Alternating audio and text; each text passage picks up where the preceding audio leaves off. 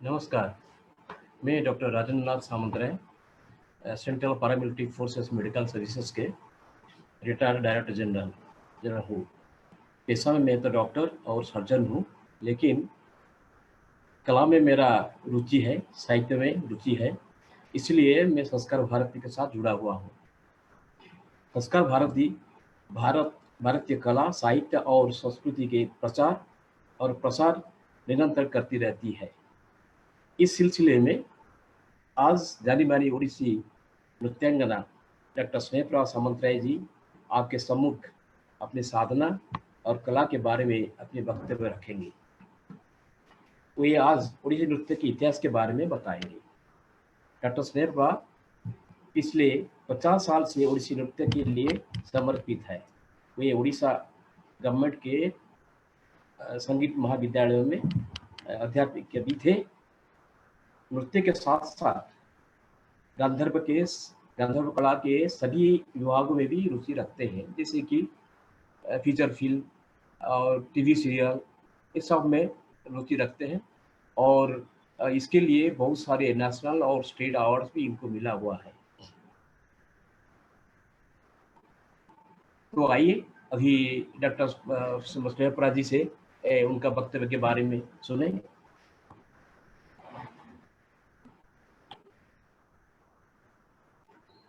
नमस्कार। आज यह प्रोग्राम देखने वाले सभी दर्शकों को मैं स्वागत करती हूँ और आप लोगों से मिलने के लिए मुझे मौका देने के लिए मैं संस्कार भारती को हार्दिक धन्यवाद करती हूँ। आज मेरा विषय है ओडिसी नृत्य के इतिहास के बारे में कुछ बताना। मैं ओडिसी नृत्य का इतिहास के बारे में 2 भाग में बताऊंगी।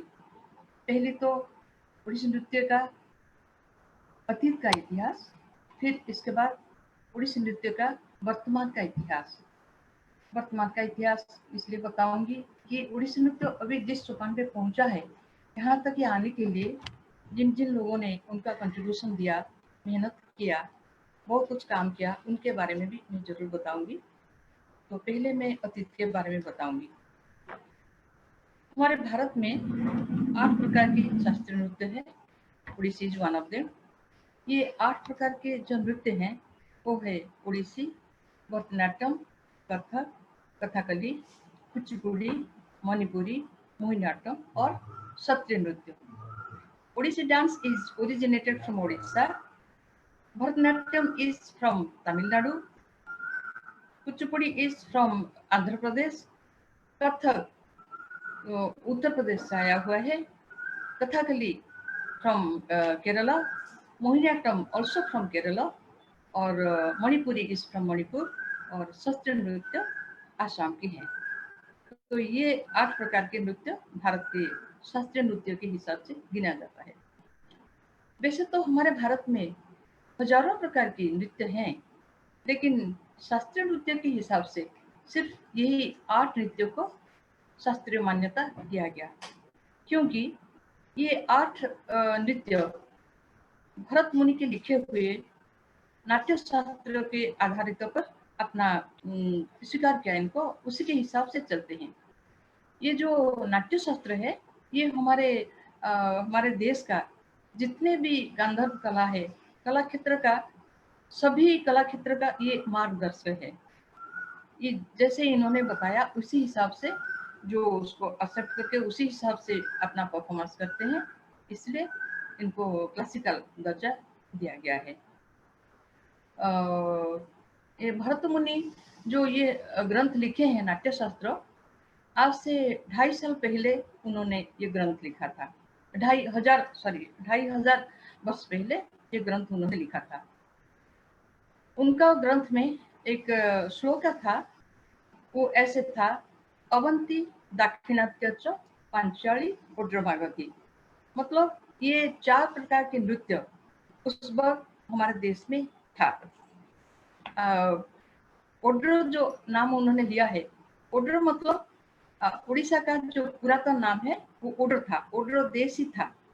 तो ये जरूर समझा जाता कि ये जो ओड्र शब्द उन्होंने लिया है, तो उस वक्त ये ओडिसी कुछ टाइप के किसी भी टाइप में था, इसलिए इसको ओड्रो कहा गया। अभी जो हम ओडिसी नृत्य देखते हैं यही है ओड्रो नृत्य। तो इसके बारे में ये जो इस यहाँ तक आया है, और एक्चुअली ये जो ओडिसी नृत्य का जो इतिहास है, ये तो पुरी धाम जगन्नाथ मंदिर जो है पुरी धाम में, उस जगन्नाथ मंदिर के इतिहास के साथ जुड़ा हुआ है। जगन्नाथ मंदिर 1200 शताब्दी में, 12th सेंचुरी में सम्राट चोडगंग ने बनाए थे, और उन्होंने इस मंदिर में बहुत सारे रूल्स एंड रेगुलेशंस बनाए थे भगवान का पूजा के लिए।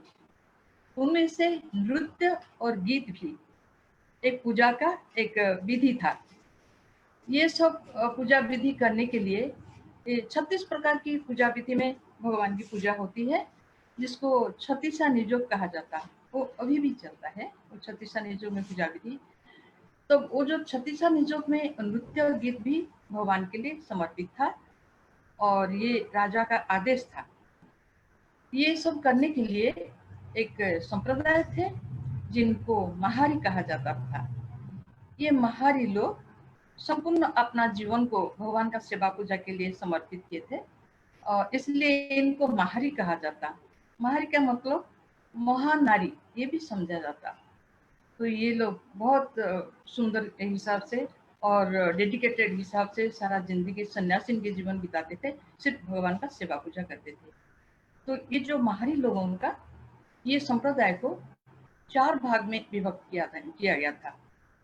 इसको बोलते एक नाचुनी, गाउनी, भीतर गाउनी, बाहर गाउनी, गौड़साणी। तो ये जो 4 विभाग है, नाचुनी में जो भगवान के पास नृत्य करते थे। ये जो नृत्य करते थे, भगवान जहाँ रत्न वेदी में बैठे हुए, उनका सामने थोड़े दूर आगे हमारे वो है गरुड़ स्तंभ है। उस गरुड़ स्तंभ के पास नाचुनी नृत्य करते थे। वो सुबह धूप जो होता था, जो विभिन्न प्रकार की पूजा विधि होती, सुबह जो धूप होती, उस धूप के समय, आरती के समय नाचुनी वही गरुड़ स्तंभ के पास नृत्य करती है। और गाउनी 2 टाइप का है, जैसे भीतर गाउनी और बाहर गाउनी। बाहर गाउनी जो है वो बाहर नाट्य मंडप में वो गाना गाते हैं शाम को, और सारे भक्त लोग जो भी मंदिर को आते हैं वो बैठ के गाना सुनते हैं, भगवान का गाना सुनते हैं, और अच्छा लगता है उनको। भगवान को भी दर्शन करते हैं, सुंदर सुंदर गाना भी सुनते हैं। तो ऐसे माहौल होता है, बहुत सुंदर माहौल होता है। जो भीतर गाउनी है वो सिर्फ भगवान जगन्नाथ भगवान के पास, रत्न वेदी के पास वो जाके गाने के लिए उनको अनुमति था। रत्न वेदी वही होता है जहाँ भगवान जगन्नाथ और उनके बड़े भाई बलभद्र और छोटी बहन देवी सुभद्रा रत्न वेदी में जहाँ विराजमान करते हैं, उसको रत्न वेदी कहा जाता है। वहाँ सिर्फ भीतर गाउनी को जाने के लिए अनुमति था, तो वो वहां जाके गाते थे। ऐसे भी कहा जाता कि शाम को गीत गोविंद गाना सुनने के बाद ही भगवान निद्रा जाते थे, और राजा का ये आदेश था वहां भगवान के पास सिर्फ गीत गोविंद ही गाया जाएगा। जो जयदेव ने लिखा था वो गीत गोविंद ही गाया जाएगा, और कोई गाना भगवान के पास नहीं गाया जाएगा। तो उस हिसाब से वो भीतर गाउनी वो गाना गाती थी भगवान के पास, गीत गोविंद।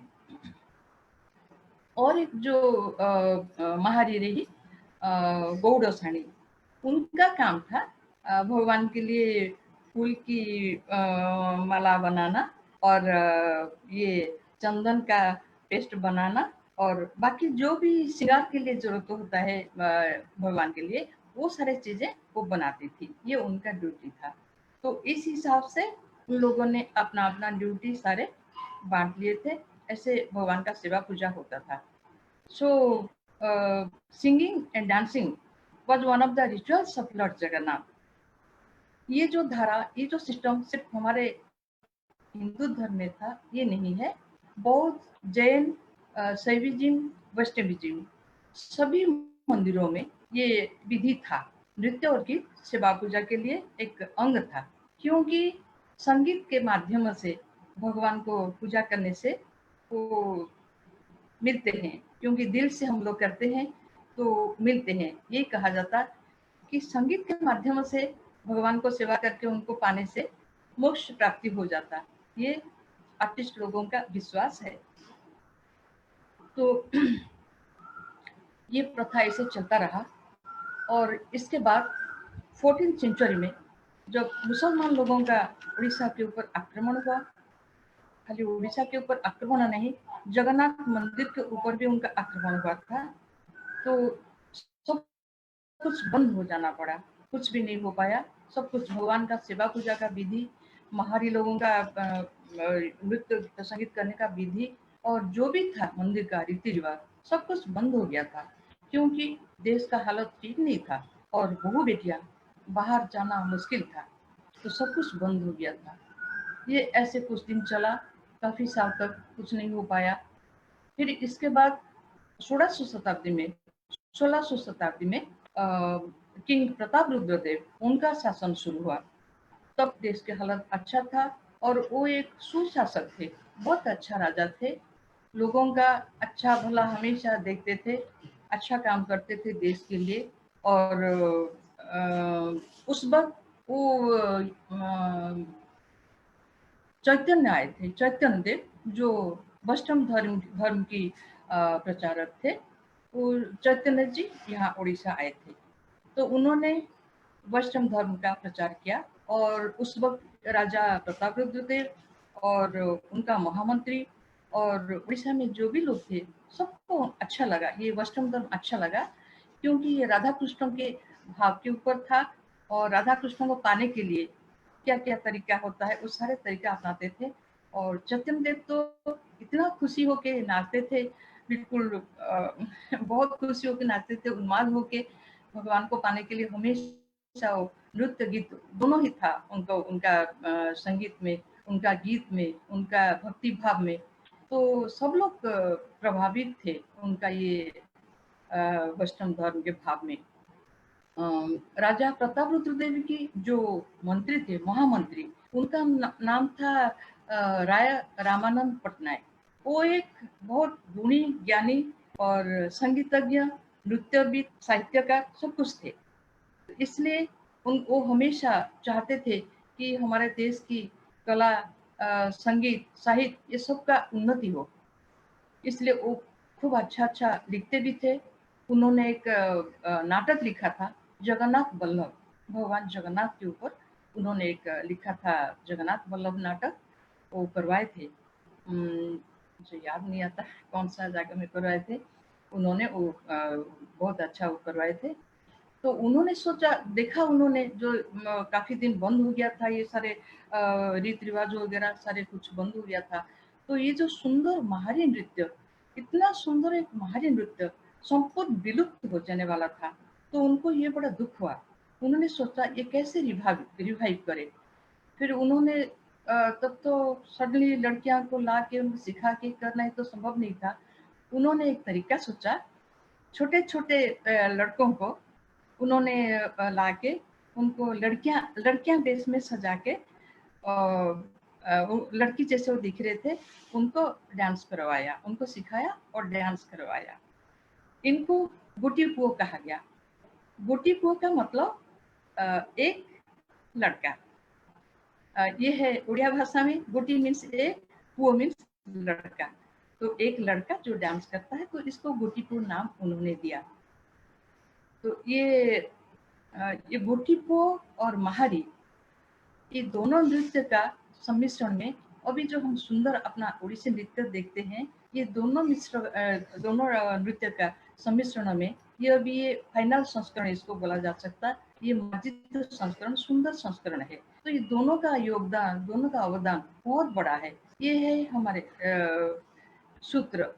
ये दोनों डांस, ये दोनों पारंपरिक डांस मिला के जो सुंदर रूप से रिफाइन करके जो नृत्य सृष्टि किया गया, हमारे गुरुओं ने बाद में बनाया, उसी को ओडिसी डांस कहा जाता। तो ये महारी और ये गोटीपो, ये दोनों ट्रेडिशन का कंट्रीब्यूशन हमारे आज का ये ओडिसी नृत्य के लिए बहुत है।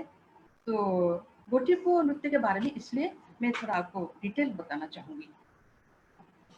ये जो गोटीपो हैं, ये लोग बिल्कुल गुरुकुल सिस्टम में इनको सीखना होता है। जैसे पहले जमाने में हमारे गुरुकुल सिस्टम था, जैसे सारे बच्चे लोग आके बिल्कुल गुरु के पास रह जाते थे। छोटे उम्र में आके जब पढ़ने का उम्र होता, फिर जब 16-17 साल हो जाता, यौवन प्राप्ति होता, फिर वो अपना घर वापस जाते सारे शिक्षा समाप्त करते करके। तो ऐसे ही गुरुकुल में ये सब गुरुजी को लोग आके अपना गुरु के पास ही रहते, अपना घर परिवार सब कुछ छोड़ के आके छोटे छोटे नन्हे बच्चे 8-10 साल की अपना गुरु के पास ही रहते। और ये गुरु जी का दायित्व होता है ये बच्चों का अपने पास रखना, इनको खाना पीना पहनाना, इनको पढ़ाना, इनका स्वास्थ्य के बारे में खबर रखना, और सब कुछ ये दायित्व गुरु जी का ही होता है। तो इस हिसाब से मैं आपको एक बताऊंगी। अच्छा, ये जो गोटीपो डांस है, आप लोगों ने शायद देखा होगा। अगर किसी ने नहीं देखा होगा तो जब भी मौका मिले आप ये नृत्य जरूर देखिएगा। बहुत सुंदर है नृत्य। ये उड़ीसा का एक चमत्कार नृत्य शैली, आपको देखने से जरूर अच्छा लगेगा, आप जरूर देखिएगा। मैं उसका एक फोटो आपको दिखा सकती, आप देखिएगा। ये फोटो, ये है गोटीपो ट्रुप का फोटो। ये आप बहुत सुंदर ये बच्चे करते हैं, नन्हे छोटे छोटे नन्हे बच्चे। आप इसको जरूर देखिएगा कभी मौका मिले तो।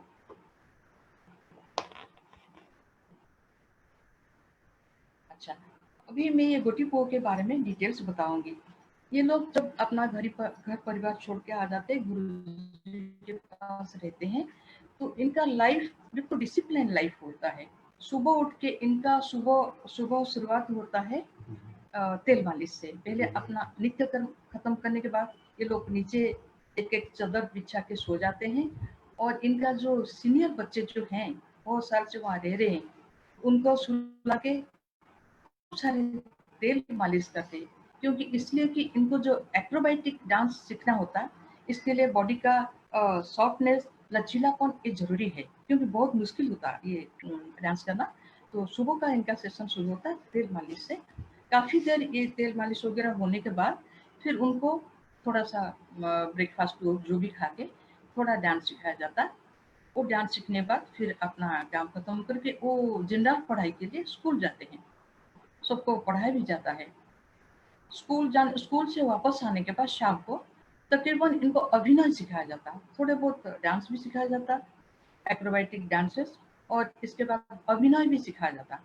ये जो अभिनय होता है ये मिडिएवल कोर्स का लिखा हुआ अभिनय होता है, जैसे गोपाल कृष्ण, बनमाली, ऐसे ऐसे सारे राइटर का अच्छा अच्छा लिखन के ऊपर उनको अभिनय सिखाया जाता है।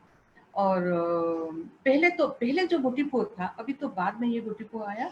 ये गोटीपो के साथ अभी म्यूजिशियंस गाना गाते हैं, बजाते हैं, ये लोग सिर्फ डांस करते हैं। लेकिन पहले जब था, जब मैं छोटी थी, जो गोटीपो को मैंने देखा था, वो लोग खुद गाते थे और बहुत अच्छा गाते थे। गाने के साथ साथ वो लोग उस गाने का मीनिंग भी समझाते थे।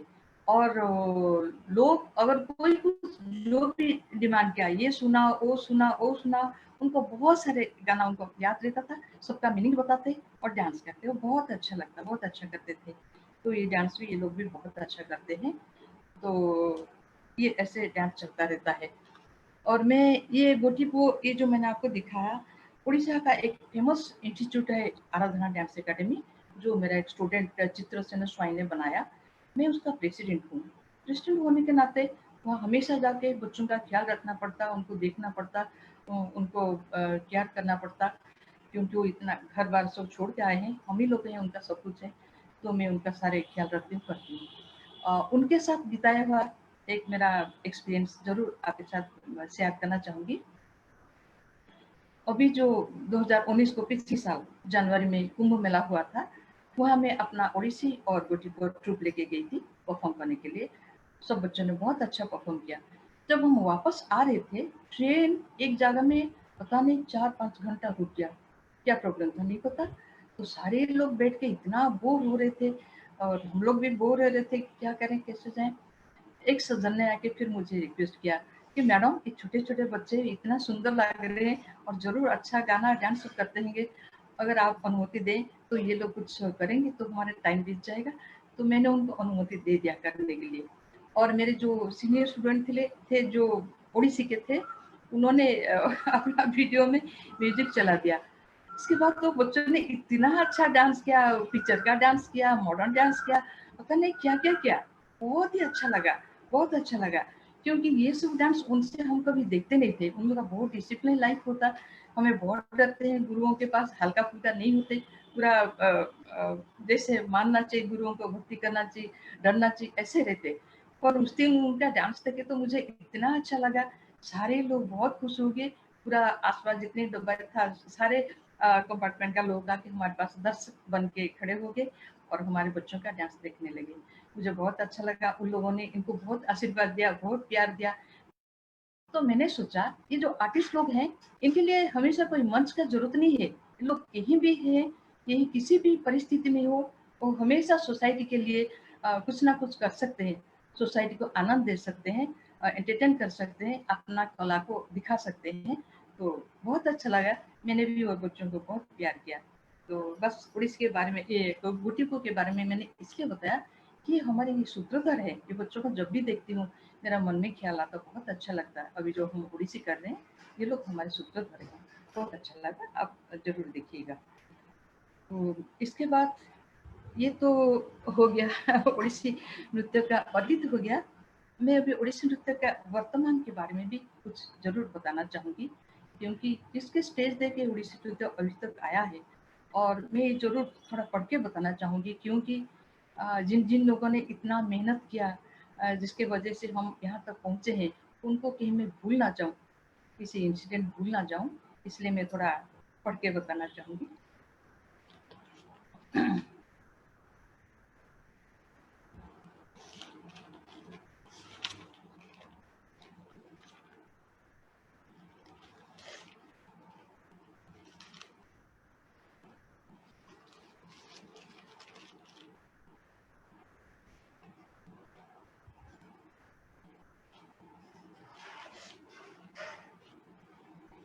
उड़ीसी नृत्य का रिवाइवल हुआ 1950s में, आफ्टर इंडिपेंडेंस।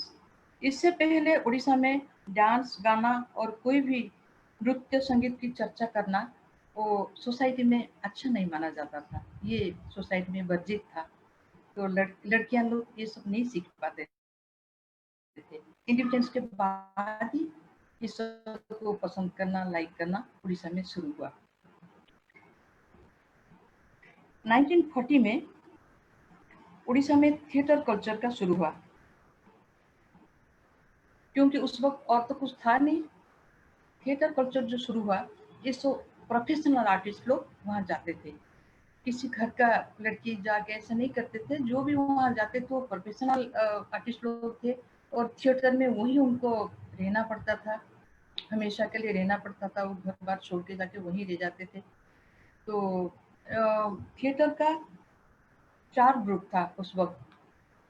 जैसे अन्नपूर्णा ए ग्रुप, अन्नपूर्णा बी ग्रुप, और एक जनता रंगमंच। हाँ, 3 ग्रुप था ऐसे। तो ये सब थिएटर में लोग रहते थे। अन्नपूर्णा ए ग्रुप तो था पुरी में, बी ग्रुप था कटक में, और जनता रंगमंच वो भी था कटक में। तो वहाँ जो लोग सब रहते थे, ड्रामा होता था, रोज शाम को ड्रामा होता था। फिर एक बार गुरु पंकज चंद्र दास ने सोचा कि हमेशा ड्रामा होता, उससे पहले अगर थोड़ा हम डांस करवाते तो कैसे होता। तो उन्होंने एक गाना कंपोज करके उन्होंने सिखाया। तो हमेशा वो ड्रामा शुरू होने से पहले वो डांस थोड़ा होता था, तो लोगों ने बहुत पसंद किया। ऐसे हमने सुना कि वो डांस देखने के लिए बहुत ऑडियंस आते थे। तो उस हमारे सारे गुरुओं ने वही थे। हमारे गुरु पंकज चरण दास, गुरु दिव्य प्रसाद दास, गुरु केलुचरण महापात्र, गुरु मायाधर राव, ये लोग सब वहाँ थिएटर में ही रहते थे। और वही उन्होंने नृत्य का थोड़ा थोड़ा कंपोज करना शुरू किए थे।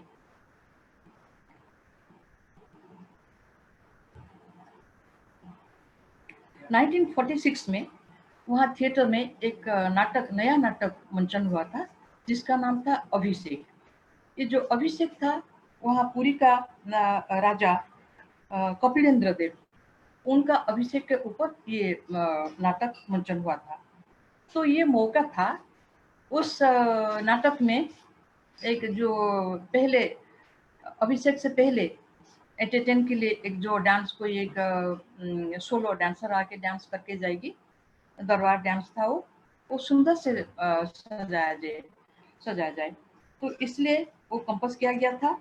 और ये जो डांस ये परफॉर्म किए थे, ये थे लक्ष्मी प्रिया देवी, जो कि हमारे ओडिसी नृत्य की बहुत बड़े गुरु पद्म विभूषण केलुचरण महापात्र की वाइफ हैं, अभी भी वो हैं। और वो बहुत अच्छा करती थी, बताते हैं। इसी डांस देखने के लिए लोग काफी आते थे, ये बताते हैं। और बताया जाता है ये जो डांस है ये था ओडिसी नृत्य का पहला आइटम और पहला अभिनय। ये अभिनय था नाही के करिदेला काहे की गो मितणी। इसको लिखे थे किशोर कवि श्याम सुंदर दास और इसको कंपोज किए थे गुरु पंकज चरण दास। ये एक बहुत बढ़िया ताल में हुआ था, जो कि बिल्कुल ओरिजिनल उड़ीसा का ही ताल था। ये शायद और कहीं नहीं होगा। और राग भी बिल्कुल उड़ीसा का ही था। और ये एक ही गाने में 4 ताल आता था। इसको ये जो ताल था पहले जो शुरुआत होता 14 मात्रा की है। अड़ताल, अड़ताली बोला जाता है इसको। अड़ताली मीन्स जो ताली के ऊपर जो गाना शुरू होता ये नहीं है। ये ताली के बाद 3 मात्रा में ये गाना शुरू होता। जैसे 1 2 3 1 2 3 4 1 2 3 1 2 3 4। ये है 14 मात्रा का। ये जो 14 मात्रा का है, इनसे 3 मात्रा में वो गाना शुरू होगा, शुरू से गाना शुरू नहीं है। ये गाना था नाही के करिदेला काहे की गो मितणी।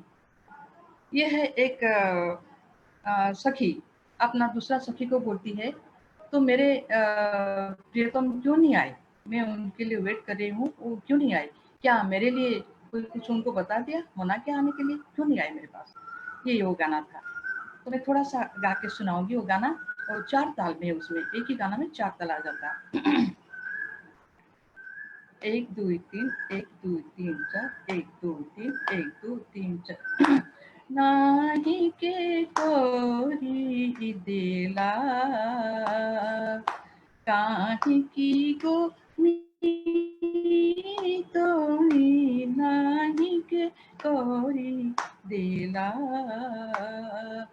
चाही सरोणी हेला असरोणीये राती नाही के कोरी देला देखी कमल तले केतकी कंठ धरे विफले गला मोर रजनी रे सजनी नइले प्राण बंधु कार से माती गो अलप चला कांगी चाली नेत्र सरोज अलप चला कांगी चाली नेत्र सरोज तड़प तले साजी बसिली तुली सेज अलप विलासे कली मु संकल्प तुझाए तोड़ा परे कली न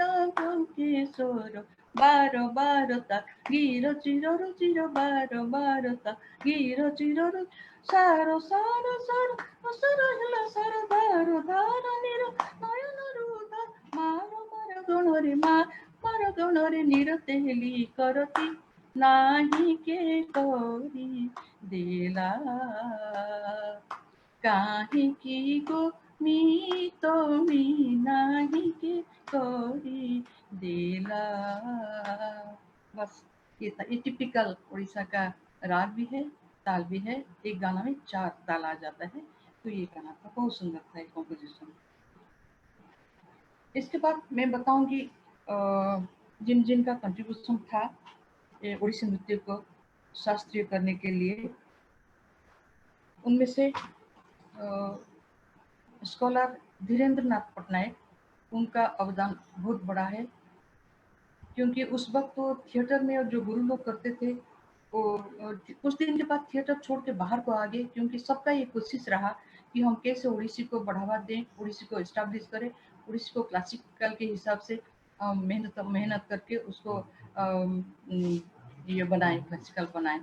तो इसलिए सब लोग थिएटर छोड़ के आ गए और बाहर घूम के घरों घरों में जाके लोगों को समझाने लगे कि आप लोग अपना बच्चों को ये डांस सिखाओ, ये कभी ना कभी क्लासिकल भी हो सकता है, ये हमारा बहुत अच्छा डांस है। तो ऐसे घर घर घूम के लोगों को समझाए घूम के। तो उस वक्त फिर नृत्य सीखने के लिए पद्मश्री संजुक्ता पाणिग्राही और डॉक्टर मिनती मिश्र, प्रियंवदा महांती, कुमकुम माटी, ये सब जो डांसर थे उस वक्त का, वो सारे धीरे धीरे बाहर आए, नृत्य सीखने लगे, नृत्य करने लगे। तो ऐसे होके ये सबका कंट्रीब्यूशन से आज ओडिसी इस तक को पहुंचा है। लेकिन ये सब का शुरुआत किए थे स्कॉलर धीरेन्द्र नाथ पटनायक। उन्होंने एक किताब लिखा, पहले सारे गुरुओं को इकट्ठे बुला के एक जयंती का एक बैठक किया। वो जयंती में सारे गुरुओं को बताया कि आप लोगों का स्टाइल अलग अलग है, ठीक है, लेकिन हम एक रिपोर्टरी करेंगे, क्योंकि क्लासिकल डांस के लिए एक रिपोर्टरी करना जरूरी है। तो आप लोग को मान चाहिए, हम जैसे दूसरे डांस में होता है 5 रिपोर्टरी होना चाहिए, हम 5 रिपोर्टरी करेंगे। उसमें आप लोग अपना अपना जो भी क्या क्या होगा 5 रिपोर्टर ये मान जाइए, इसके बाद आप अपना स्टाइल में बता सकते, अलग बात है। तो सबको इकट्ठे करके समझा के उन्होंने जयंतिका में ये सबसे ये अनुमति ले लिया और समझाया कि हाँ ठीक है हम ये करेंगे। तो वहाँ डिसाइड हुआ। फिर उन्होंने सबका ओपिनियन लेके उन्होंने अपना पहला किताब लिखा उड़ीसी नृत्य के ऊपर, जो कि अभी तक उड़ीसी नृत्य का टेक्स्ट माना जाता, क्योंकि उन्होंने काफ़ी रिसर्च करके काफ़ी अच्छा काम करके उन्होंने ये किताब लिखा है। अभी तक हम उसी को ही पढ़ते हैं। वो अपना कल्चर यूनिवर्सिटी में पढ़ा जाता, संगीत महाविद्यालय जो गवर्नमेंट का कॉलेज है वहाँ भी पढ़ाया जाता। उन्होंने बहुत अच्छा ये किताब लिखा है। ये तो पहला कोशिश था क्लासिकल करने के लिए। उनका और एक किताब है जो अभिनय दर्पण, अभिनय दर्पण जो ओरिजिनल लिखा है नंदीकेश्वर की, उन्होंने वो संस्कृत में लिखा है, तो उन्होंने उसको उड़िया में अनुवाद किया। उड़िया में अनुवाद करने से उड़ीसा के बच्चे इसको पढ़ने में आसान हुआ, जानने में आसान हुआ, बहुत अच्छा लगा। क्योंकि मैं भी जब स्टूडेंट थी वहाँ संगीत महाविद्यालय में एडमिशन ली थी, जब वो किताब मैंने देखा मुझे बहुत अच्छा लगा। और सारे मेरे एक्चुअली पढ़ाई के हिसाब से हर साल थोड़ा थोड़ा पढ़ना होता, लेकिन मुझे तो इतना अच्छा लगा, पूरा एक ही साल में पूरा मैंने बुक मैंने खत्म कर लिया था, रट लिया था। उसमें जो उड़ीसी डांस का जो बेसिक चीज जो होता है ना, सभी डांस का मुद्रा, मुद्रा is the language of any classical dance. तो ये जो मुद्रा है इसको यूज तो सभी करते हैं, उनका सिर्फ प्रेजेंटेशन स्टाइल अलग अलग होता है, लेकिन वही मुद्रा सभी यूज करते हैं। जैसे किसी फूल दिखाना होगा, ये जो फूल दिखाना होगा ये अड़पद्म मुद्रा, इसको कोई किस तरीके से दिखाए। हम उड़ीसी में इसको घुमा घुमा के, जैसे हमारे जगन्नाथ भगवान की आंख गोल है तो ये बताते उड़ीसी का हर चीज गोल गोल होता है, तो पूरा बॉडी को घुमा के बैठ के ऐसे घुमा के इसको फूल के ये फिर हम धीरे धीरे धीरे धीरे इसको फूल बनाते ये करके। तो ऐसे सबका अपना अपना स्टाइल अलग होता है।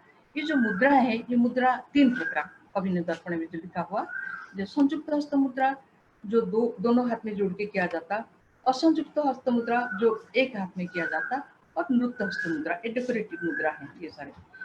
तो ये सब असंयुक्त हस्त मुद्रा जो है जो 28 प्रकार की है, संयुक्त हस्त का 23 प्रकार की है, और नृत्य हस्त मुद्रा 13 प्रकार की है। मैं असंयुक्त हस्त मुद्रा का दिखा के तो उसका एक विनियोग दिखाऊंगी मैं, क्योंकि मुद्रा तो 28 प्रकार की है, सारे विनियोग दिखाऊंगी तो काफी टाइम लग जाएगा। तो मैं सिर्फ मुद्राएं दिखाती हूँ।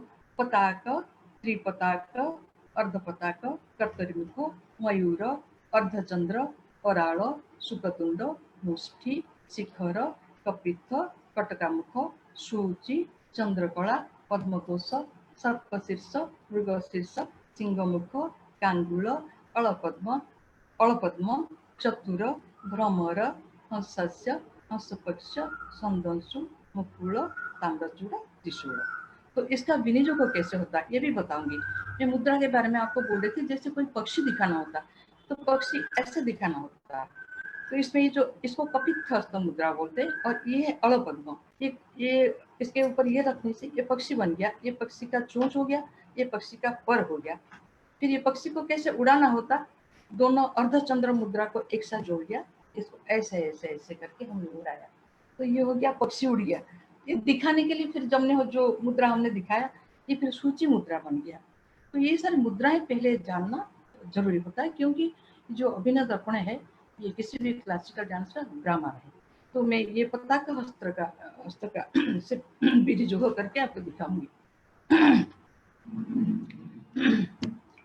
नाट्यारंभे बारी बाहे बने वस्तु निषेधने कुचस्थले निशायांच नद्या अमरमंडले तुरंगे खंडने वायौ शयने गमनोद्यमे प्रतापे च प्रसादे च चंद्रिकायं घनातपे कपाट पाटने सप्त विभक्त्यर्थे तरंगके विधि प्रवेश भावेपि समक्ते अंगरागके आत्मार्थे सपथे चापि दृष्टिभाव निदर्शने तालपत्रे च खेते च द्रव्यादि स्पर्शने तथा आशीर्वादज्ञायां च रूपश्रेष्ठस्य भावने तत्रे तत्रेति वचने सिन्धौ च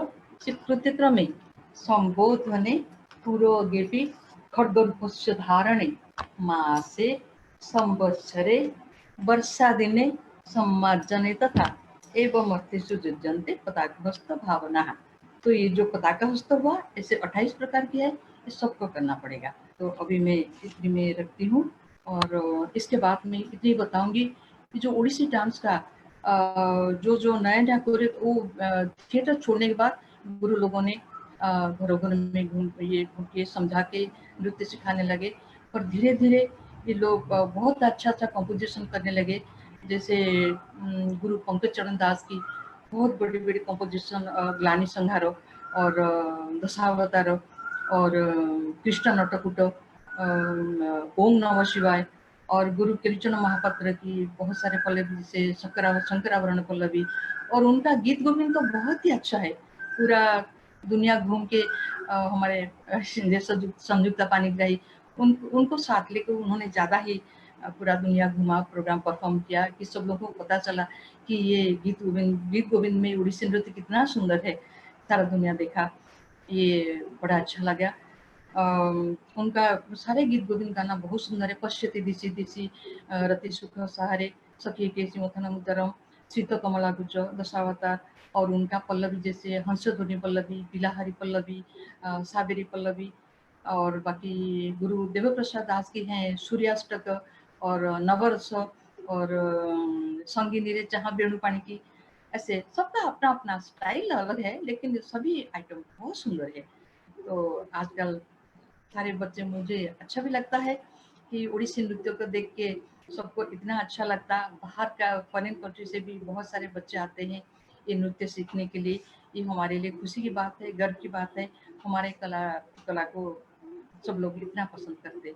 और संयुक्ता पाणिग्राही के साथ मेरा बहुत क्लोज संपर्क रहा, क्योंकि वो टीचर थी संगीत महाविद्यालय में और मैं स्टूडेंट भी थी। तो वहाँ हम एक्सपो 7 वर्ल्ड फेयर में हम 2 महीना वहाँ जापान में रह के हम लोग डांस परफॉर्म किए थे। तो ये 2 महीने में उनको और क्लोजली मैंने जाना, और बहुत अच्छा था। तो परफॉर्मेंस बहुत अच्छा था। हम लोग 2 महीना पूरा दिन को 4 शो करते थे। वो एक्सपो 7 वर्ल्ड फेयर था, तो चारों तरफ अलग अलग प्रोग्राम सब चलता था, लेकिन सभी लोग आके इंडियन पवेलियन में ही इकट्ठे होते थे ओडिसी देखने के लिए, क्योंकि ये तो क्लासिकल डांस था। और वहाँ जाने के लिए फर्स्ट ग्रुप था हमारा ओडिसी, और उस्ताद बिस्मिल्लाह खान उनका सहनाई बहुत अच्छा लगा मुझे।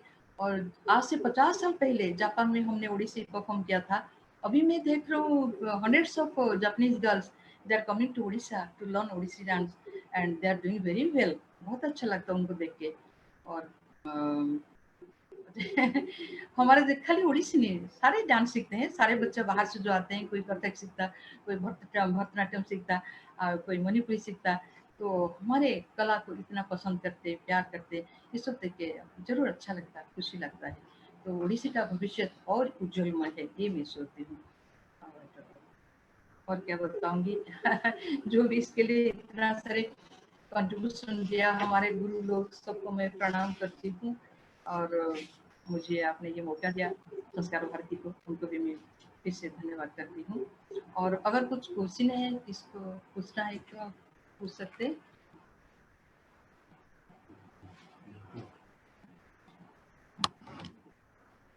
तो अभी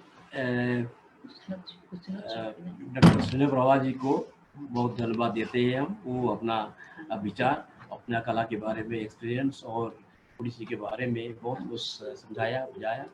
तो अभी डॉक्टर सुनील प्रभा जी को एक चीज़ हम पूछेंगे कि सोसाइटी में अभी नृत्य का स्थिति क्या है। जैसे ओडिसी हुआ, कथक हुआ, भरतनाट्यम हुआ, सारे नृत्य का समाज में लोगों का भावना क्या है और स्थिति क्या है। और आजकल कोई बच्चे डांस को क्या अपना कैरियर बना सकते हैं क्या? तो ये चीज़ के बारे में थोड़ा सा अपना दृष्टिकोण बताइए। हाँ ठीक है, मैं जरूर बताऊंगी। आजकल का समाज में बहुत अवेयरनेस है और ये कला के लिए लोगों का श्रद्धा है और अप्रिसिएशन है, रेस्पेक्ट है, सब कुछ है। तो बच्चों को इसको कैरियर करने में कोई दिक्कत नहीं है, क्योंकि आजकल का बच्चे पढ़ाई के बाद भी और शादी के बाद भी इसको कंटिन्यू करते हैं। शादी के बाद भी कंटिन्यू करना कोई मुश्किल की बात नहीं है, क्योंकि ये तो अपने ऊपर डिपेंड करता है कि शादी के बाद भी अगर आप अपने ससुराल को समझा के बुझा के सब कुछ ससुराल में सबका मन नहीं किया, सबका काम करना और अपना प्रोफेशन रखना, ये दोनों एक साथ हो सकता है। क्योंकि मैं भी शादीशुदा हूँ, my husband is a defence officer और उनके साथ रह के भारत के चार कोनों में हम घूमते रहे, कश्मीर से कन्याकुमारी तक। और उनका कहीं भी पोस्टिंग होता, मैं भी कहीं ना कहीं ज्वाइन कर जाती हूँ। जैसे लद्दाख में थे, लेह लद्दाख में थे, मैं वहाँ सेंट्रल स्कूल में ज्वाइन किया था, एक मिशनरी स्कूल में ज्वाइन किया था, देहरादून में, मसूरी में, श्रीनगर में, कहीं भी थे, मैं कहीं भी स्कूल में ज्वाइन कर जाती हूँ। क्योंकि एक तो मैं अपना प्रैक्टिस रखना चाहती हूँ, पूरा छोड़ दिया तो फिर भूल जाऊंगी। और दूसरे में मेरा हमेशा ये मेरा मन में आता है, मेरा हस्बैंड अगर देश का सेवा कर रहे हैं, क्यों ना मैं अपना कला का सेवा करूं, अपना कला को चारों तरफ पहुंचाऊं, इसका प्रचार करूं, प्रसार करूं, बच्चों को सिखाऊं, विद्या दान करूं, क्यों नहीं करूं, ऐसे करूं। मसूरी में भी हमने कोई 4 साल रहे, वहाँ भी मैंने बहुत बड़ा एक कॉन्वेंट में ज्वाइन किया था, जीसस मेरी कॉन्वेंट में। हमेशा मैं ये करती रहती हूँ, मुझे बहुत अच्छा लगता है। और इसको कैरियर करने के लिए कोई दिक्कत नहीं, इसलिए कि आजकल गवर्नमेंट बहुत कुछ कर रही है। जैसे सेंट्रल गवर्नमेंट स्कॉलरशिप देती है बच्चों को, और 10 से 14 साल का बच्चों के लिए जूनियर स्कॉलरशिप होता, और इसके बाद सीनियर स्कॉलरशिप होता। और ये बहुत है, गवर्नमेंट जो पैसा देती है बहुत ज़्यादा देती है, इसमें कोई दिक्कत नहीं है। बच्चे अगर पूरा इंडिया से चारों तरफ से बच्चे आते हैं, इंटरव्यू देते हैं, जो सिलेक्ट हो जाते हैं 2 साल तक उनको पैसा मिलेगा, काफ़ी मिलता है। अभी मेरे ख्याल में 5000 अभी मिलता है जूनियर बच्चों को, सीनियर को मुझे याद नहीं है। तो इसको कैरियर कर सकते, और गवर्नमेंट तो सारा साल भर कुछ ना कुछ फेस्टिवल करता रहता है। इंडिया में भी होता है, वैसे हमारे उड़ीसा में भी साल भर कुछ ना कुछ होता है। एक तो कोणार्क डांस फेस्टिवल होता है, फिर दूसरा एक मंदिर में, राजा रानी मंदिर में म्यूजिक फेस्टिवल होता है, और कभी हमारा फोक डांस फेस्टिवल होता है। ऐसे पूरा साल भर कुछ ना कुछ होता है। वहाँ खाली मंच पाना मुश्किल हो जाता है कि कोई प्रोग्राम हो तो काफी देर से पहले रिजर्व करना पड़ता है। और एक बहुत बड़ा फेस्टिवल उड़ीसा गवर्नमेंट करती है, इंटरनेशनल डांस फेस्टिवल। ये जो इंटरनेशनल डांस फेस्टिवल, इसमें उड़ीसी डांस फेस्टिवल, इसमें परफॉर्म करने के लिए पूरा बाहर का देश से, रशिया से, अमेरिका से, इटली से, जापान से और मलेशिया, तकरीबन काफी देश से नृत्यांगनाएं आ जाते हैं नृत्य परिवेषण करने के लिए। एक साल तो कोई 22-23 कंट्री का बच्चा आए थे परफॉर्म करने के लिए, और वो लोग बहुत अच्छा करते हैं। बहुत अच्छा लगता है उनको देख के कि हमारे कला को लोग कितना पसंद करते हैं। वो तो सीखते हैं, परफॉर्म करते हैं, और अपना देश में जाके एक एक इंस्टीट्यूट बना के वहाँ पे बच्चों को सिखाते हैं। तो ये कितना बड़ा काम है। ये सब देख के बहुत अच्छा लगता। और कैरियर बनाने में कोई दिक्कत नहीं, काफ़ी बहुत सारे इंस्टीट्यूट हो गया, और ये म्यूजिक डांस कॉलेजेस हो गया, यूनिवर्सिटी हो गया, और कहीं ना कहीं अपॉइंटमेंट मिल ही जाता और कोई खाली नहीं रहते। खूब अच्छी तरह अपना ज़िंदगी बिताते हैं, खूब वेल एस्टेब्लिश्ड हैं सभी आर्टिस्ट लोग। मेरे जितने भी स्टूडेंट थे, मैं तो देखती हूँ सभी अच्छा वेल एस्टेब्लिश्ड हैं सब लोग, तो इसको कैरियर करने से कोई दिक्कत नहीं है। मैं अपना स्टूडेंट को यही बताती हूँ कि ये नहीं सोचना कि शादी के बाद ये छोड़ना पड़ेगा, नहीं, हमेशा ये कंटिन्यू करो। भगवान ने ये कला सबको नहीं देते, ये भगवान का जिसके ऊपर आशीर्वाद हो उसी को ये कला मिलता। आप कहीं भी हो, अपना घर से ही स्कूल करो, कोई बात नहीं। अगर घर का काम छोड़ के बाहर नहीं जा सकते, अपना घर में स्कूल बनाओ, सिखाओ, जो विद्या हासिल किया उसको यूटिलाइज करो। ये मेरे बच्चों से हमेशा एडवाइस है और आशीर्वाद है। ये बच्चे हमारे बहुत अच्छा करें और हमारे देश का नाम रोशन करें। Thank you. अभी श्रोताओं से मैं अनुरोध करूंगा कि और किसी को कुछ पूछना है तो डॉक्टर स्नेह प्रभा जी से पूछ सकते हैं।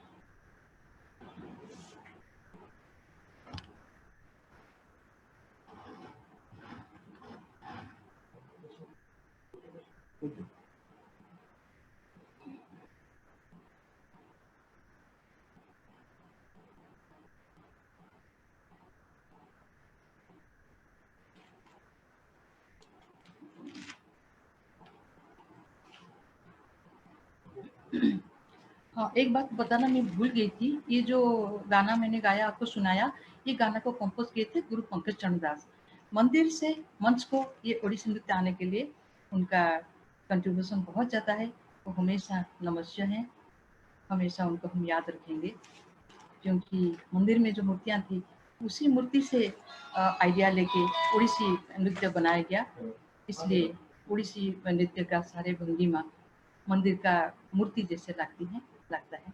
तो मैं तो अपना यंगर जनरेशन को यही बोलूँगी, ये सुंदर डांस सब सीखें, परफॉर्म करें। और एक और मैं इंसिडेंट भूल गई थी। हैदराबाद में एक सेमिनार हुआ था, जिस सेमिनार में उसका कौन सा भाषा में हुआ था मुझे याद नहीं आता।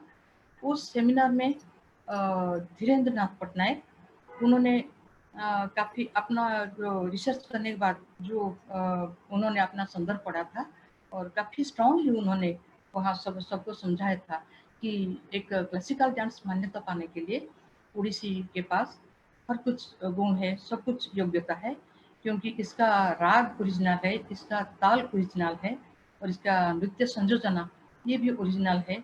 और सबसे बड़ी बात है, वहाँ उन्होंने हमारे जो एक वेस्ट बेल्ट होता है जिसको बेंगो पटिया हम बोलते हैं, जो कमर में लगाते हैं, ये वाला, इसको ये कमर में लगाते हैं, ये बेंगो पटिया इसको बोलते हैं। ये बेंगो पटिया को उन्होंने पहली बार वो हैदराबाद में उन्होंने दिखाया, वहाँ सबके सामने दिखाया। पहली बार ये बनाया गया, उन्होंने खुद बना के लेके गए उधर दिखाया। तो सबने बहुत पसंद किया, उनका भाषण सुना, उनका संदर्भ सुना, बहुत पसंद किया, अप्रिशिएट किया। और इसके बाद बाकी सारे डांसर्स पूरा दुनिया घूम के परफॉर्म करते रहे और हमारे गुरुओं ने इतना अच्छा कोरियोग्राफी किए।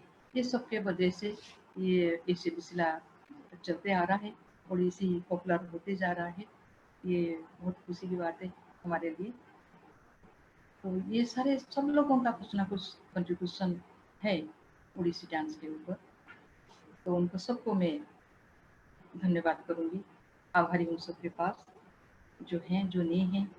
और हमारे गुरुजी लोगों का हमेशा हमारे ऊपर आशीर्वाद रहें, ओडिसी नृत्य ऐसे तरक्की करते रहें और हमारे नई जनरेशन नृत्य और सिखा करें और इसको बढ़ावा दें और हमारे देश के लिए, हमारे गुरुओं के लिए यश लाए।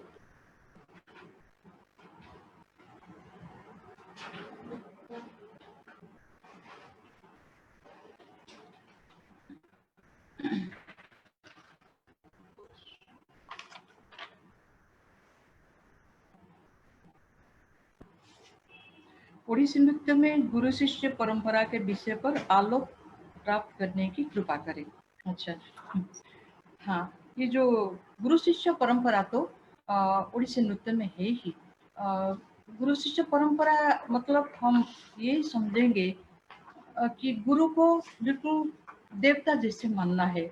गुरु को ऐसे भक्ति करना है, ऐसे प्यार करना है, श्रद्धा करना है, जैसे अपना पिता माता की तरह। क्योंकि पिता माता तो सिर्फ जन्म देते हैं, लेकिन ज्ञान देते हैं गुरु। दुनिया में रहने के लिए, दुनिया में अपने आप को कुछ बनाने के लिए, अपना परिचय बनाने के लिए जो कुछ आप बनेंगे वो गुरु ही करते हैं। इसलिए ये सभी क्लासिकल डांस में ये हम जरूर करते हैं। हमारा पहला श्लोक ये हम सीखते हैं, गुरु ब्रह्मा गुरु विष्णु गुरुदेव महेश्वर गुरु साक्षात परम ब्रह्म तस्मै श्री गुरुवे नमः। तो गुरु को सब कुछ हम मानते हैं।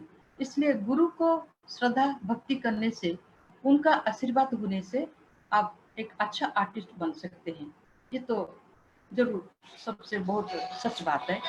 क्योंकि मैं अपना गुरु जी को, गुरु केलुचरण महापात्र को मैंने एक बार पूछा था, गुरु जी आप इतना सुंदर कैसे करते हैं? आप जब एक लड़की का चाल चलते हैं, बिल्कुल एक लड़की की तरह उसमें सॉफ्टनेस है, उसमें ग्रेस है, अच्छा लगता है देखने से। ऐसा लगता है कोई लड़की चल रहा है, आप तो हमसे भी अच्छा चल रहे हैं। ये कैसे होता? और जो अभिनय करते हैं इतना आत्मविभोर हो जाते हैं। आपका अभिनय जब हम देखते हैं, बिल्कुल ऑडियंस दूसरी दुनिया को चले जाता है, आप इतना सुंदर कैसे करते हैं? तो वो मुझे यही बोलते रहते, माँ ये तो मेरे गुरु की कृपा है। मैं अपना गुरु को बहुत सेवा किया। उन्होंने हमेशा अपना गुरु जी के पास ही रहते थे, गुरु जी के घर में रहते रहते थे, उनका बहुत सेवा करते थे। बिल्कुल अपने माँ बाप की तरह घर में कम रहते थे, गुरु जी के पास ज्यादा रहते थे।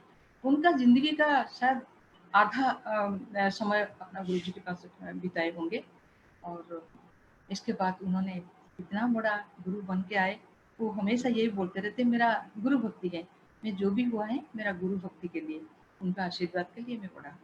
तो हमेशा मैं ये अपना यंगर जनरेशन को यही बताऊंगी, आप गुरु के लिए भक्ति रखो, और गुरु जो भी आपको सिखाएंगे उसको ठीक से आप उसको प्रेजेंट करो। अपने लिए कोई अलग सा कुछ बनाना है तो खुद बनाओ, लेकिन गुरु जी ने जो कुछ बना के गए हैं उसको चेंज मत करना, उसको खराब मत करना, चेंज मत करना। आजकल नई पीढ़ी इनोवेशन के नाम पर अलग अलग सा चीज मिला देते, कुछ उड़ीसी में भी थोड़ा सा छऊ मिला देते, कुछ और भी मिला देते। ये सब अच्छा नहीं लगता। बिल्कुल ये सब मिलावट बिल्कुल नहीं करना चाहिए, क्योंकि इस नृत्य को ये क्लासिकल दर्जा देने के लिए हमारे गुरु लोगों ने, हमारे स्कॉलर्स ने कितना मेहनत उठाया, कितना कुछ किया। तो हमें उनको डिजर्व करना चाहिए, उनको रिस्पेक्ट करना चाहिए। इसको बिल्कुल इधर उधर करके बर्बाद नहीं करना चाहिए। अगर कुछ करना है तो अलग से आइटम करो, लेकिन गुरु जी का किसी भी आइटम पर उसको अलग अलग नहीं करना चाहिए, टच नहीं करना चाहिए। और गुरु शिष्य परंपरा की सबसे बड़ी बात है, गुरु के लिए भक्ति रखना चाहिए, गुरु को श्रद्धा करना चाहिए। इस शिष्यों के लिए सबसे बड़ी गुण होता है, सबसे बड़ी योग्यता होता है। और कुछ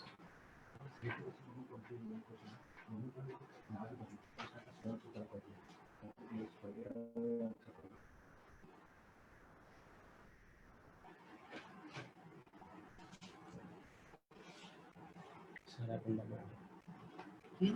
Sarah Panda. Sarah Panda madam, can you elaborate the significance of Taurasi dance? Really, is very unique to our style. हाँ, आपने बहुत अच्छा क्वेश्चन पूछा।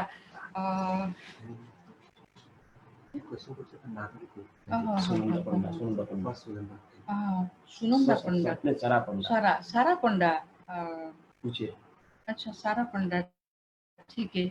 आपने बहुत अच्छा क्वेश्चन किया। ये तो मैं भूल गई, अगर खुद ऑर्नामेंट्स में ले आती तो अच्छा होता। एक्चुअली ये उड़ीसी का ऑर्नामेंट्स बहुत सुंदर है। हाँ, ऑर्नामेंट्स के बारे में मैं बताना भी भूल गई थी। ये जो धीरेन पटनायक ने वहाँ जाके अपना संदर्भ पढ़ के बताया, स्ट्रांगली बताया कि सब कुछ ओरिजिनल उड़ीसा का है, तो ये सब कुछ योग्यता रखता है क्लासिकल दर्जा पाने के लिए। क्योंकि इसका जो गहना है टिपिकल ये चांदी का, प्योर चांदी का गहना है, और ये हमारे कटक में बनता है। जैसे आप जानते हैं कटक ये चांदी का तारकसी काम बोलते हैं, वेरी माइनरली वो काम किया जाता है, उसको कारकसी काम बोलते हैं, कटक में बनता है। तो हमारे सारे गहना वो चांदी का ही होता है, प्योर चांदी का, हम उसी को ही पहनते हैं। यहाँ जो पहनते गले में, इसको चिका बोलते हैं। यहाँ एक पेंडाल से होता और चेन सा होता और कान में झुमका होता। वो जो बेंगो पटिया है मैंने आपको दिखाया, उसको वेस्ट बेल्ट, इसको बेंगो पटिया बोला जाता। और यहाँ टाई तो होता, टाई तो मैं भूल गई तो लाने के लिए। ये जो है ये भी चांदी का है, चांदी का बना है, टाई तो है। तो ये सब बहुत अच्छा होता है ये ऑर्नामेंट्स। और ये जो टाइया, ये जो मुकुट जैसे लगता है टाइया, ये भी उड़ीसा के बनाया हुआ कौन में बनता, उसको क्या बोलते हैं मुझे याद नहीं आता, हल्का सा होता है। और जगन्नाथ के पूजा के लिए भी वो बनता है टाइया, वो भी हमारा लगाना जरूरी होता है। उड़ीसा का सिंबल लिखा है ये टाइया और बेंगपाटिया, सबसे बड़ा इम्पोर्टेंट है। तो ये आपने बहुत अच्छा क्वेश्चन पूछा, थैंक यू।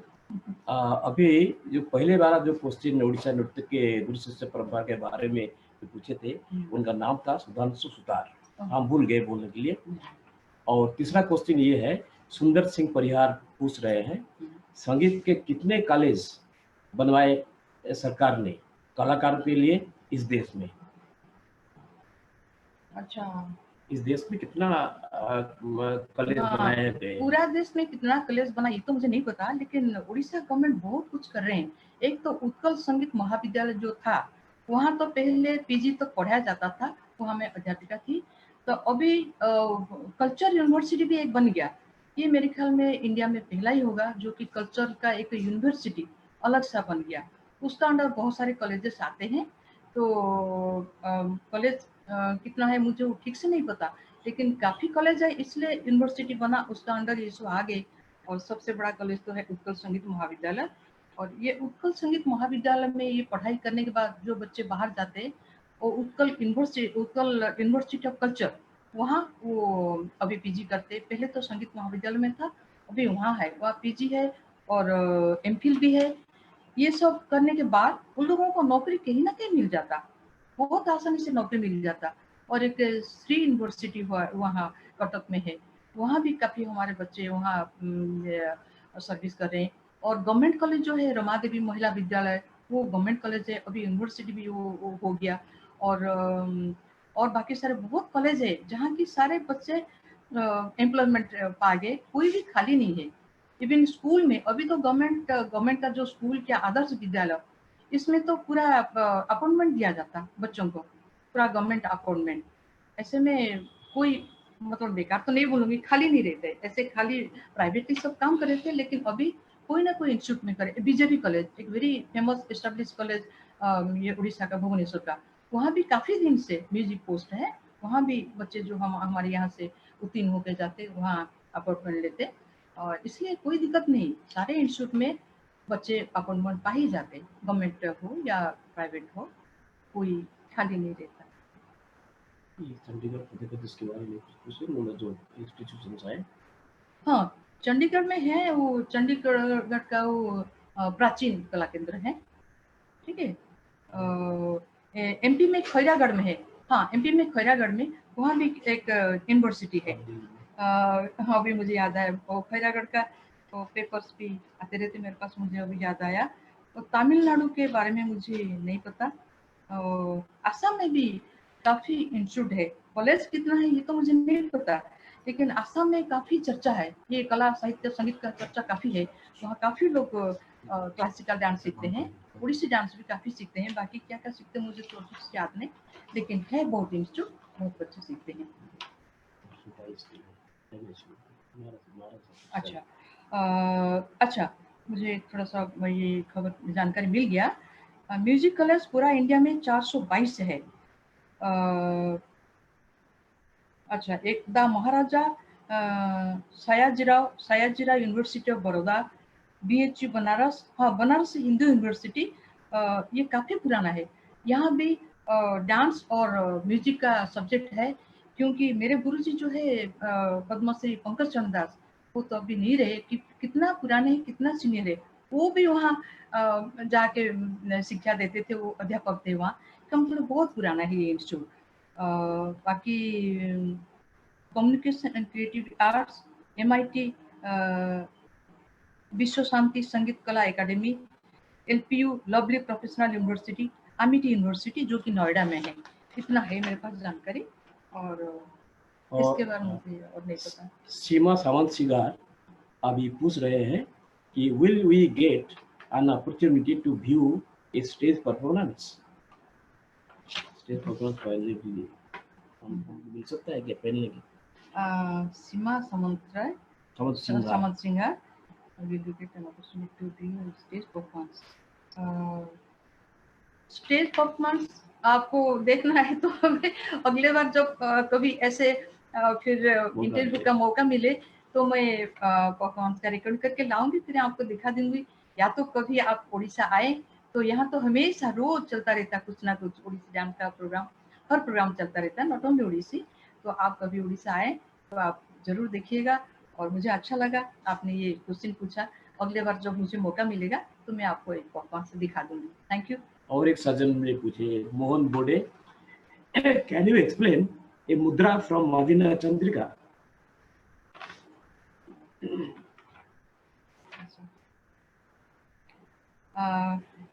अभिनय चंद्रिका मुझे अभी ठीक से याद नहीं है क्योंकि हम अभिनय दर्पण ही ज्यादा फॉलो करते हैं। वैसे अभिनय चंद्रिका भी पढ़ाया जाता है सिलेबस में, लेकिन ये हम लोग अभिनय दर्पण ही फॉलो करते हैं, इसलिए अभिनय चंद्रिका का मुद्रा मुझे याद नहीं है। Thank you.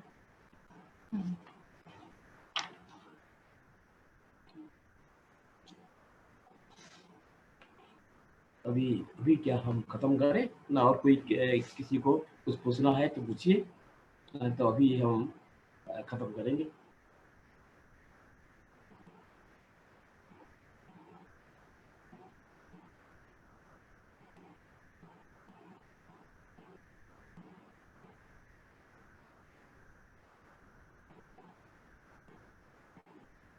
ये प्रोग्राम संस्कार भारत जी के एक बहुत ही सुंदर और ये अच्छा प्रोग्राम होता रहा। काफी सीनियर आर्टिस्ट लोगों को हम देखते हैं इस धारा में। सबको बड़े आर्टिस्ट को, लोगों को देखने के लिए सबको भी मौका मिलता है, बातचीत करने के लिए और अपना भाव आदान प्रदान करने के लिए भी मौका मिलता है।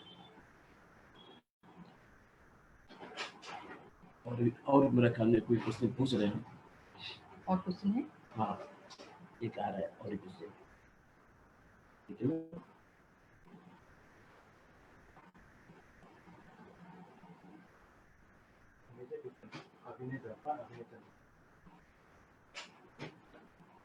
अभिनय दर्पण तो संस्कृत में लिखा हुआ था, जो लिखे थे नंदी किशोर ने लिखे थे। अभिनय चंद्रिका हमारे उड़िया राइटर लिखे थे महेश्वर महापात्र। ये भी उड़ीसा का एक बहुत इम्पोर्टेंट बुक है, बहुत पुराना बुक है। तो हम जानते हैं अभिनय चंद्रिका बारे में, लेकिन हम फॉलो करते हैं अभिनय दर्पण को भी।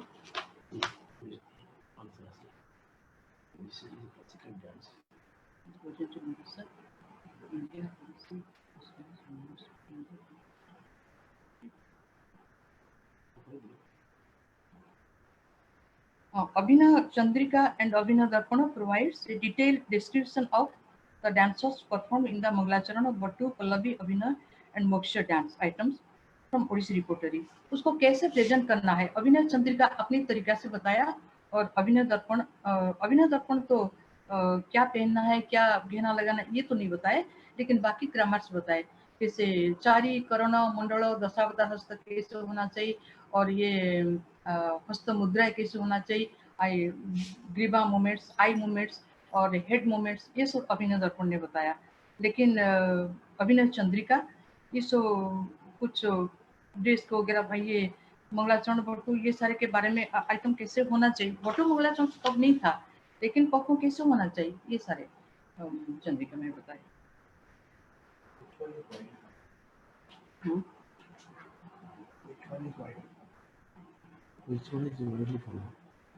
ये सरा पंडा पूछ रहे हैं, ये अभिनव दर्पण और अभिनव चंद्रिका के बीच में which one is widely followed? Naturally Abhinaya Darpana, क्योंकि अभिनव दर्पण सभी लोग फॉलो करते हैं, कोई भी क्लासिकल डांस हो तकरीबन सभी अभिनव दर्पण को ही फॉलो करते हैं, क्योंकि ये मेन ग्रामर है। कोई भी चीज सीखना पहले जैसे ग्रामर सीखना जरूरी होता है, ये ग्रामर है, इसलिए सभी लोग अभिनव दर्पण ही फॉलो करते हैं।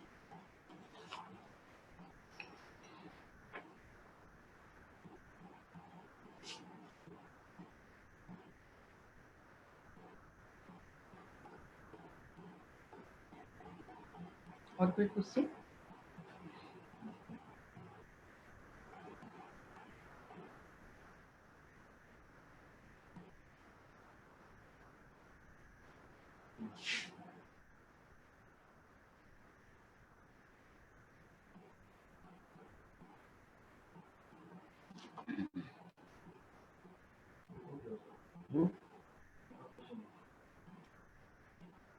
अगर और कोई क्वेश्चन ना हो तो अभी हमारे प्रोग्राम क्लोज करते हैं। बहुत धन्यवाद।